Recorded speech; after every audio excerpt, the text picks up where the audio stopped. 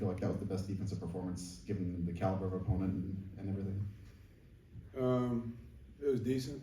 We did some good stuff, but we have to play more confident on defense. I think we're starting to play better. Guys are starting to trust themselves and what their ability is. But I think there's plays that are out there still to be made, and it really goes into the confidence of the guys on the field. As a play caller, I have to be confident and call an aggressive game, which I feel like at most times we did. But then also the players on the field, they're good enough. They're in the right positions. They know what they're doing. Now it is a matter of confidence and believing in our skills and what we can do, and we will play even much better than what we did.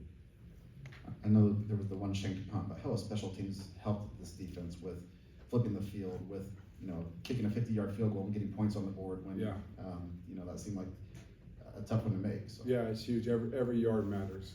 We go in every Sunday and we calculate. Okay, here's where our average drive started, and here's where their average drive started, and usually the difference in that has something to do with special teams.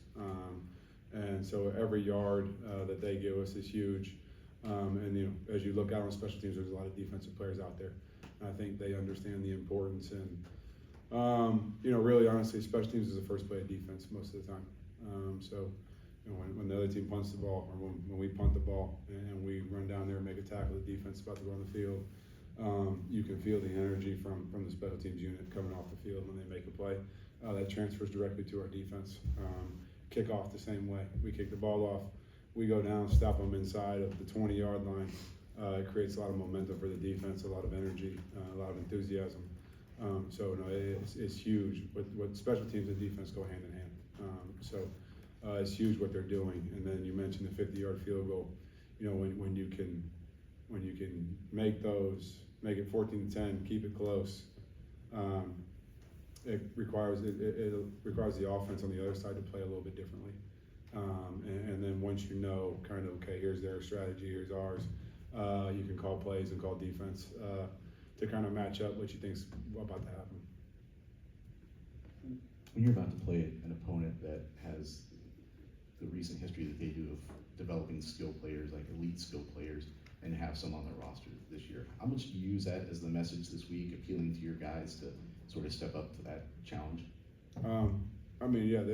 They have great players, really good players. Two of the best wide receivers in the country, as everybody knows.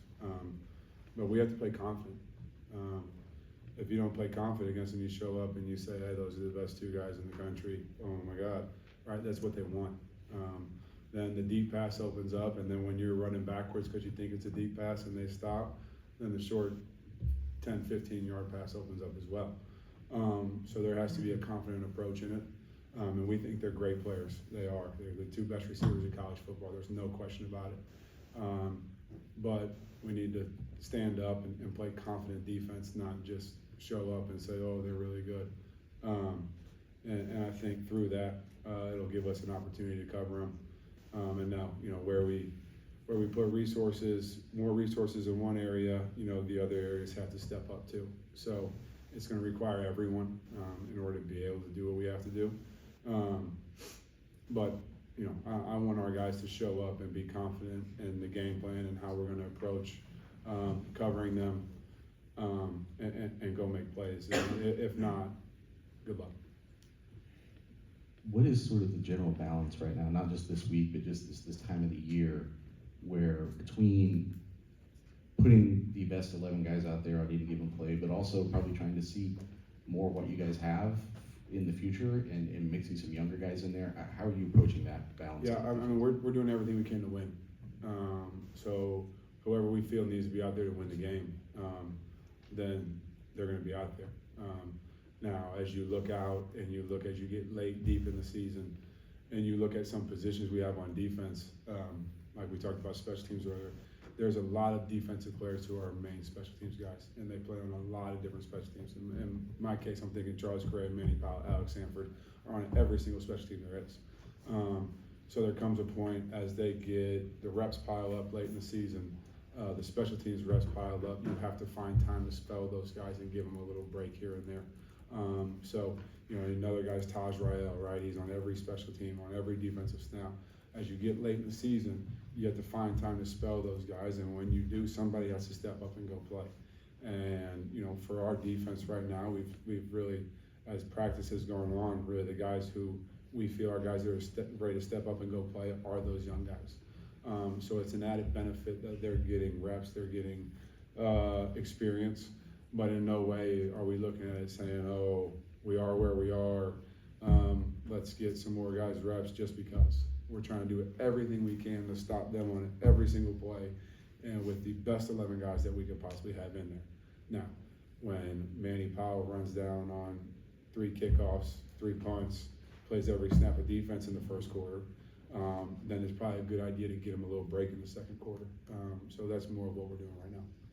Unless I'm mistaken, Vanaz Cobb, he played more Yes. this past week. What is it that has maybe put him in that category as somebody you guys need on the field? He's won that job in practice. So we've seen what he can do in practice. And eventually, you know, as our numbers get to what they were, if you have injuries, you have, you know, guys that really what it is sometimes is somebody goes down and you look and somebody's got to step up in practice. And then that person steps up in practice and makes plays, and you say, you know what, we need to give this guy a run. And I think Vanaz has done that. And then when he got in the game this weekend, I thought, you know, he looked fast, he looked confident. You know, I think he missed the tackle, but he knows that that's a play he can make. And as the more he gets those reps and experience as a young kid, all right, that's going to be a play he makes in the future. So you know, he won the really the backup job, the guy who gets more reps, and honestly part of our third down package, he won that job in practice. So it's just, you know, as a young guy like Vanaz, as he goes through the season, you know, there's the starter, there's backups, and then, you know, if a guy goes down or if a backup isn't doing what he's supposed to do, somebody else is going to get an opportunity, and he has taken the opportunity to run with it, so he will continue to get more and more. Mike, can you just talk to the development of Adari Hines this year? Yeah, it's confidence. And you know, like I started off, I think our defense needs to continue to grow in our confidence and believe in the confidence. And I think the better we play on defense, the better snaps we play on defense, the more naturally you get more confident as a player in that way. But Hines is one of them. You look at him; he's long, he's tall, he can run, he can cover. He's got the attitudes you need to be a corner and to be a good cover corner in our league. And he's got all the skill in the world. And now it's when I line up. Do I know that as a player, and do I believe that as a player? And I think what you're seeing is, there's when the times, both him and Tony Grimes, when they believe in who they are and they play confident and they line up and they just go play their football game and they're not worried about who's in front of them or what happened on the last play or if I got beat, if something happened. They just go line up and play. They have the talent. And he's one of them who, when you see him play confident football, is what you saw this weekend. You know, when he's confident, he goes and he's going to go play the ball in the air, not just play the man. And I think it's more of what we're getting out of him. I'm curious about two guys who are captains but seem to have had diminished roles now. C.J. Madden and Darius Coffey, they're just not performing, I guess. When Coffey was out last week, right? He was on the injury report, I believe, as out. So he was not available. So I know he's had some nagging injury problems here and there where he wasn't available to play, so he couldn't play. And then, with CJ, it's a continual just finding ways to improve and finding ways to be effective during the game. As you look as coaches in the season, who's out there making plays, who's out there being effective.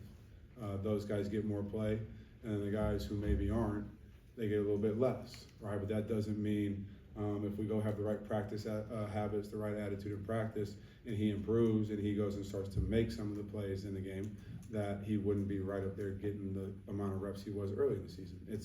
It's a direct correlation of how you've done, what you have done for the team, what your production is like, how you practice, what your attitude is like off the field. And then that carries over into the game, it carries over into our defense, it carries over into our team.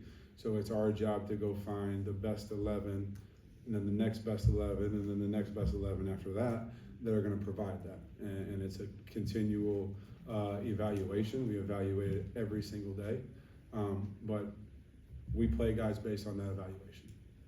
Who's been Jeremiah Smith in practice? A lot of people. You almost want to have one guy at the line of scrimmage and one guy waiting downfield with the number 4 jersey on to get the real picture of what it's going to be like.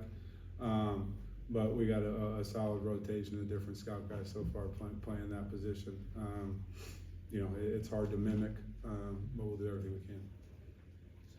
Going back to special teams, what is the dynamic of building special teams? Is that all Coach Sheebist? Are you giving input on these are our best tacklers or our fastest guys, or how does that work? Sheebs is the best special teams coach there is in America, and I've had a few years now to watch it up close and personal. But with that, there's a constant communication between him and the defensive staff of who we think could be effective for him, and then week by week, as bodies change, as numbers change, as people change, he'll come in and say, okay, I got these three people, and I need them to play this position. Which one do you think would play the position the best? So there is constant communication between those things. But she's the man. He doesn't need a whole lot from us, other than every once in a while checking in on him. Just your impressions of Julian Sand and what has made him so successful. Yeah, the biggest thing for him is his improvement over the course of the year. He's become a lot better quarterback from game 1 to now, and he's got 3 sacks on the year that they've taken, and I think 2 of them, he actually just ran out of bounds about a yard behind the line of scrimmage. So he does a really good job of knowing where his eligible receivers are and getting rid of the football, even if it's pressure, if it's whatever it is. He gets rid of the football, even in the dirt, same thing. He's not giving up negative plays. So he's a really smart quarterback. He keeps the chains moving. And obviously he's got those 2 guys on the outside that make life a little bit easier. But he's still got to give him the ball. He puts it on the money. He makes hard throws, difficult throws to the sideline very well. And he, like I said, he can read, and he can get the ball to his playmakers, and he knows where they're at, and he knows how to get it to them, where to get it to them, when to get it to them. And when he's under pressure, he knows how to get rid of the football. More questions for Coach Scherer? All right, thank you, Coach. Thank you, guys.